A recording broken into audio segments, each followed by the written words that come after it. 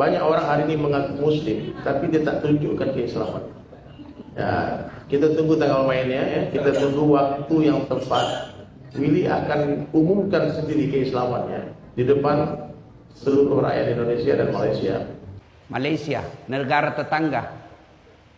Mau kau jadi penceramah? Biar kau sarjana dari Timur Tengah, kalau tidak ada izin dari negara, tidak mungkin kau bisa ceramah. Di Indonesia, artis yang baru taubat, modal jenggot, enak kafir-kafirkan kita.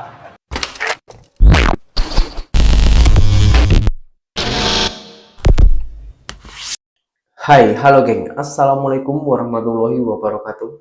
Berjumpa kembali dengan saya, Zainal Story. Sebelum video ini saya mulai, gimana kabarnya kalian semua? Semoga semua yang menonton video ini baik-baik saja, dimurahkan rezekinya, selalu berpikiran yang positif dan dijauhkan dari mara bahaya oleh Tuhan Yang Maha Esa.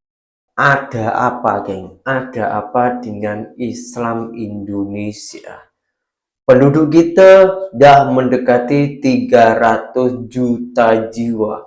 Dari segi 300 juta jiwa penduduk Indonesia yang umat beragama Islam 78%.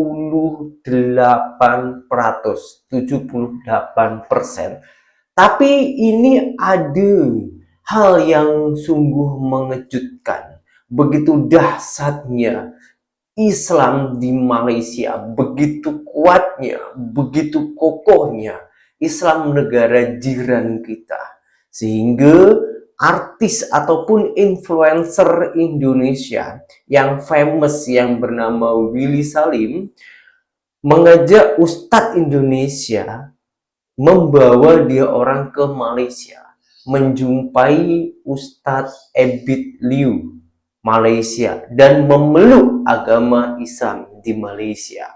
Tentunya orang pasti akan bertanya-tanya, apa kelebihan Islam di Malaysia? Kenapa hanya memeluk agama Islam saja harus berpindah ataupun harus pergi ke negara jiran Malaysia? Akankah ini karena demi keamanan, kenyamanan, menghindari kecaman, atau macam mana? Kita simak dulu videonya. Ini dia punya pengikut 2 kali lipat warga Malaysia. Oh, 2 kali lipat warga Malaysia.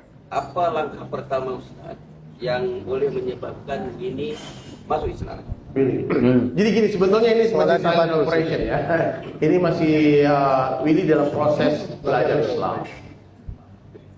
Saya cakap sama Bapak Salam karena kalau untuk sekedar mengucap syahadat, saya rasa banyak orang sudah ucap syahadat. Betul. Willy sudah ucap. Willy sudah belajar doa-doa, belajar Al-Fatihah, belajar sholat, memberangkatkan orang haji, umroh, memberangkatkan masjid semuanya. Jadi amalan-amalan Willy itu sebetulnya amalan orang Islam. Dari lisan Willy sendiri, dia belum pernah mengatakan I'm Muslim. Tapi saya selalu begitu ke orang-orang dekat saya. Bagi saya Islam itu ya ini. Banyak orang hari ini mengaku muslim, tapi dia tak tunjukkan keislaman. Oh, ya, oke. Kita tunggu tanggal mainnya, ya. Kita tunggu waktu yang tepat. Willy akan umumkan sendiri keislamannya di depan seluruh rakyat Indonesia dan Malaysia. Dan insya Allah next stepnya mungkin Willy akan sunat dulu ya, dia akan khitan dulu. Bulan depan insya Allah kita akan potong itu. Potong lancau dulu kayaknya.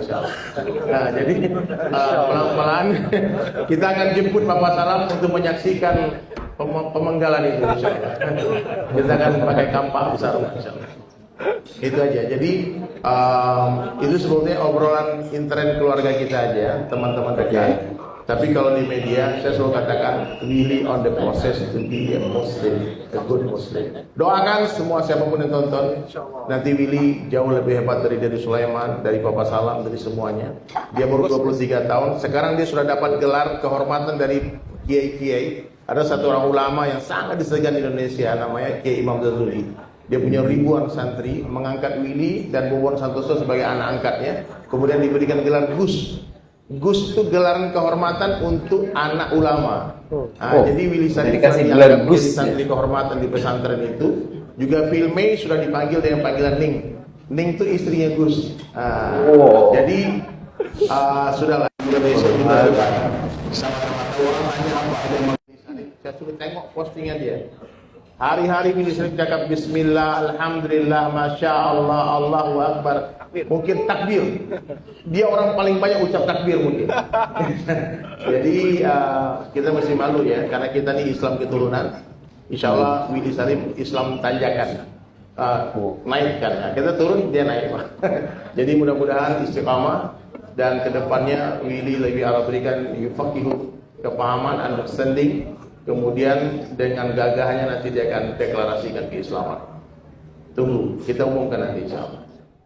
Loha ini memang pelik geng ya. Willy Salim non muslim, belum masuk Islam itu pun dah mendapatkan gelar Gus. Gus itu anak keturunan para ulama-ulama di Indonesia. Malaysia tak sebut ataupun tak memberikan gelar. Karena tengok dulu macam mana kinerja, begitu seriusnya untuk menjalankan agama Islam ini. Jadi Malaysia hanya senyap.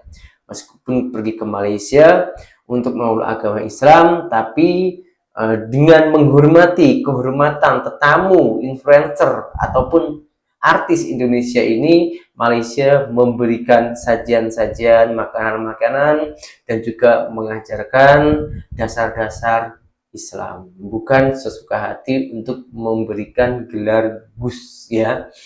Nah, di video berikutnya ini ada salah satu Ustadz Indonesia, Ustadz Dasat Latif, memberikan sindiran kepada artis-artis Indonesia. Semoga ini takkan terjadi kepada Willy Salim ya.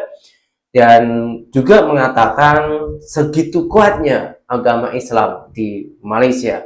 Oke, nggak usah berlama-lama, langsung kita simak dulu videonya. Malaysia, negara tetangga.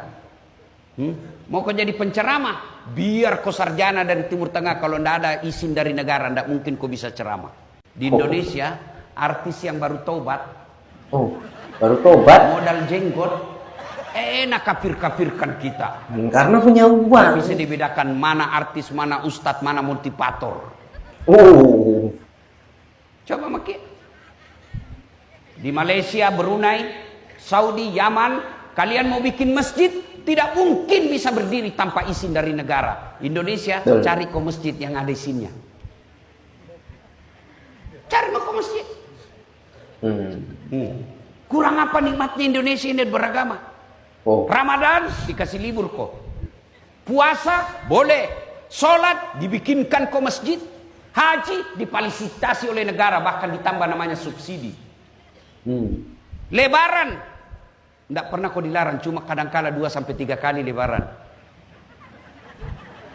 Karena berbeda antara pemerintah dan Muhammadiyah.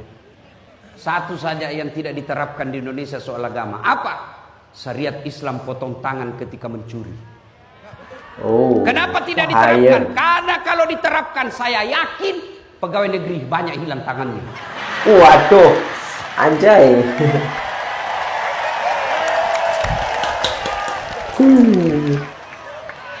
Banyak itu korupsi kecil-kecil. Kertas kantor 1 rim kau ambil. Printer kau ambil tintanya. Terutama itu rumah dinas. Ganti kepala dinas, hilang semua gorden, sendok, AC. Kerjasama kadang-kala pengadaan. Pemain selisih, ambil maku selisih sedikit. Nah tunggu ke malaikat. Pak, kita bersyukur jadi rakyat. Bapak pikir lebih enak ini nanti di akhirat.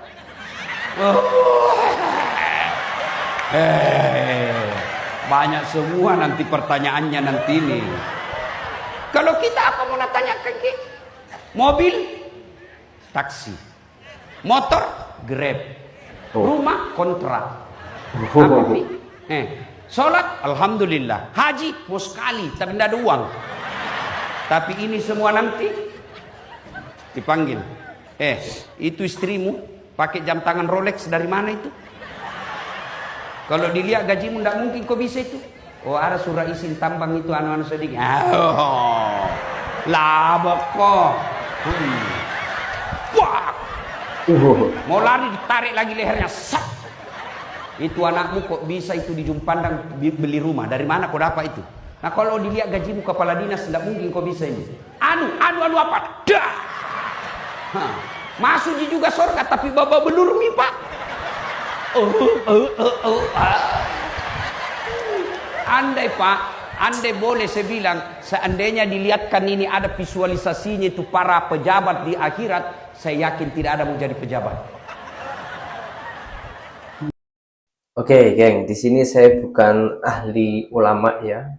Saya bukan kiai, bukan gus juga.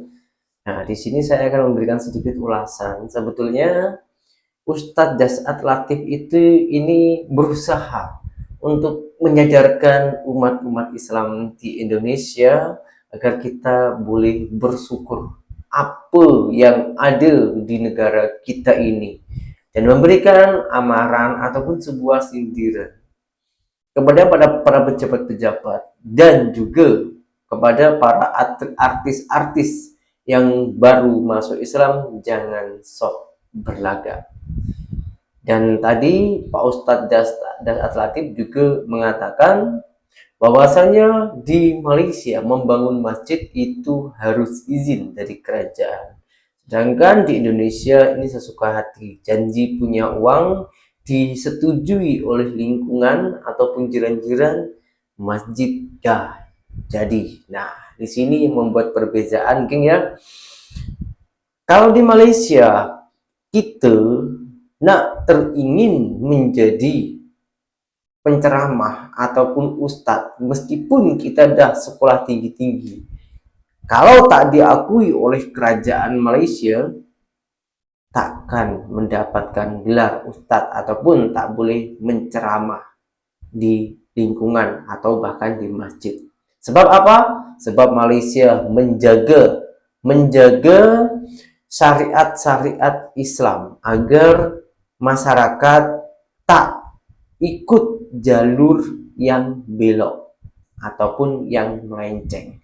Itulah kekuatan Islam di Malaysia. Begitu hebatnya Islam di Malaysia membuat peraturan-peraturan yang begitu tegas. Yang sebetulnya Indonesia dan juga Malaysia ini imamnya sama, geng. Imam Syafi'i yang kita anut ya. Dan video berikutnya ini ya saya yang paling suka, ini Ustadz Somad yang sering bolak-balik ke Malaysia juga mengulas soal kekuatan Islam di Malaysia. Seringkali saya putar, tapi saya tak bosan-bosan tengok video ini. Kalau di Malaysia, di Brunei Darussalam, Islam itu kuat karena ada 4 tiang yang menjaganya. Berapa tiangnya? 4. Yang pertama sultan. Sultan berkuasa menjaga agama. Sekarang di Medan masih ada sultan? Enggak ada. Ada Sultan Delhi, tapi tak ada kuasanya.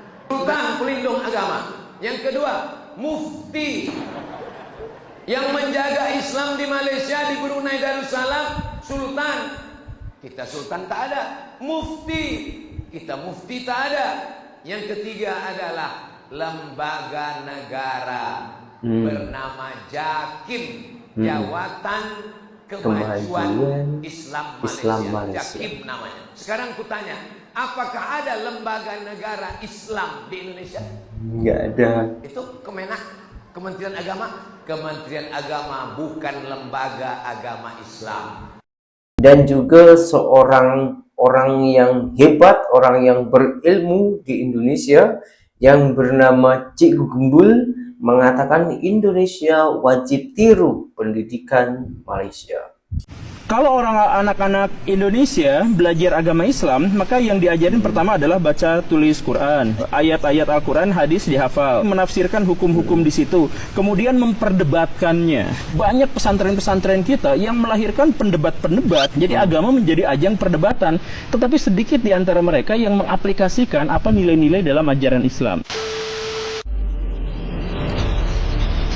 Ini Malaysia ya. Wow.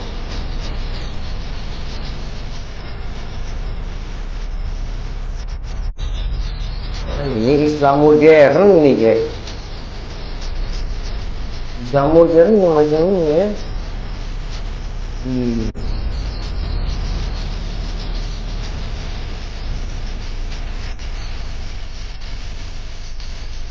Coba jadi teknologi gitu kan. Memberi peluang itu mahat tahis. Memperkenalkan pelajaran yang bagi tadi teman. Kemudian sekolah Albab yang mengisi kelahiran Al-Quran. Memperkenalkan pengajian hadis 40 di semua. Wah, kalau ini Islam teknologi, ini hanya terjadi di Malaysia. Jadi Islam di Malaysia ataupun pondok-pondok pesantren di Malaysia itu tak diajarkan budaya-budaya mengambil makanan sambil jongkok ya. Tapi di negara jiran kita di Malaysia, para pesantren-pesantren ataupun santri-santriwati di Malaysia, selain diajarkan untuk memahami pelajaran agama Islam, selain untuk menghafal dan juga membaca lafaz-lafaz ayat suci Al-Quran, juga diperkenalkan teknologi-teknologi untuk masa depan ataupun jangka panjang. Jadi setelah lulus dari pondok ataupun pesantren, tahfiz di Malaysia itu bukan menjadi pengangguran, tapi Islamnya lebih kokoh dan juga otaknya untuk memajukan negara juga dapat. Ini yang namanya hablum minallah, hablum minannas. Di video berikutnya, Islam toleransi di Malaysia. Seberapa kuat sih toleransi Islam di Malaysia? Coba langsung kita simak ataupun lanjutan videonya. You all setuju tak bahawa Muslim dekat Malaysia ni adalah Muslim yang tinggi nilai tolak ansur kita? Tolak ansur toleransi. Apa sahaja yang berlaku, Alhamdulillah kita mempunyai kadar toleransi yang tinggi.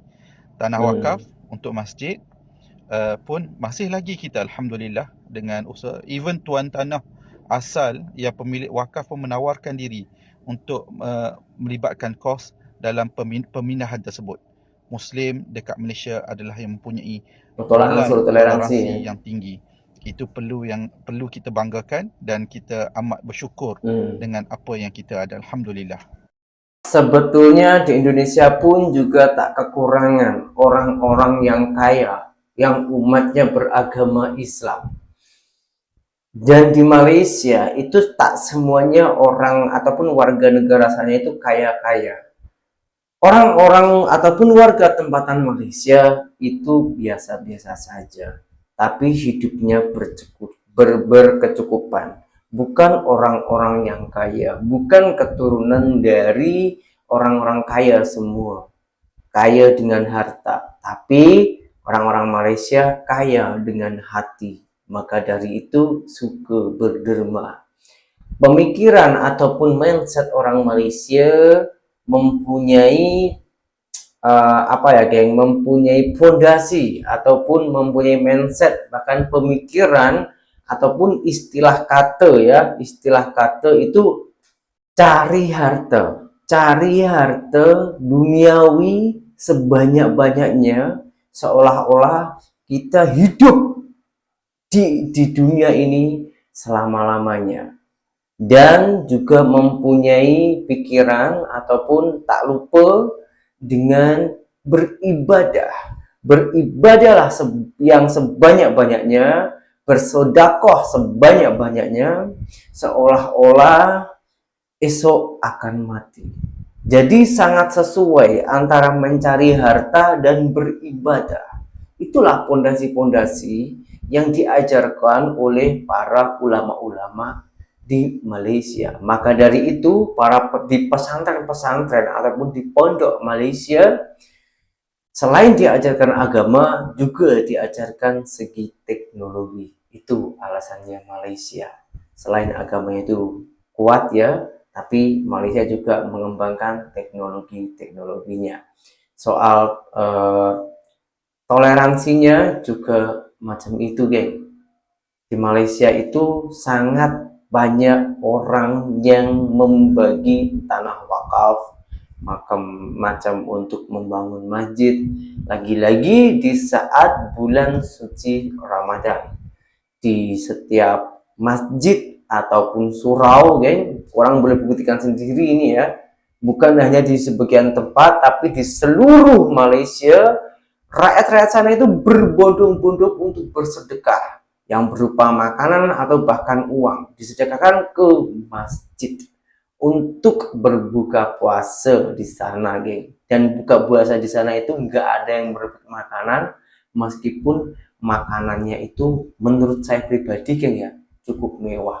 Sebab saya hidup di sana itu 8 tahun, geng. 8 tahun itu tak sedikit, tak sekejap. 8 tahun itu cukup lama.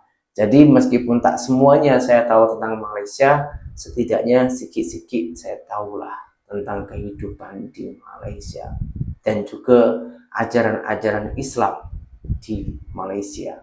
Di sini saya tak memburukkan Islam Indonesia. Semua agama dan di mana-mana agama Islam itu baik semuanya. Yang terutama yaitu orangnya. Mau dibawa kemana Islam yang kita pegang selama ini. Apabila ada tutur kata saya yang kurang baik atau ada yang kurang sopan, saya minta maaf sebanyak-banyaknya dan berjumpa kembali di video saya yang berikutnya. Assalamualaikum warahmatullahi wabarakatuh. Bye-bye.